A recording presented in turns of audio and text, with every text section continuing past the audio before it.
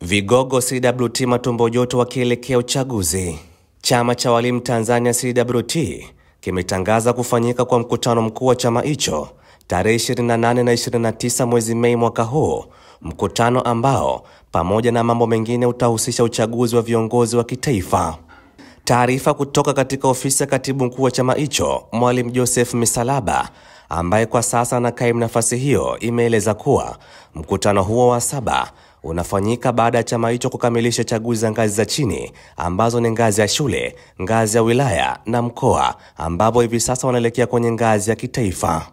Taarifa hiyo iliyosainiwa na afisa habari na mahusiano wa chama hicho inazitaja nafasi zinazotarajia kugombea kuwa ni rais wa chama, makamu wa rais wa chama, katibu mkuu, naibu katibu mkuu na mweka hazina wa chama hicho.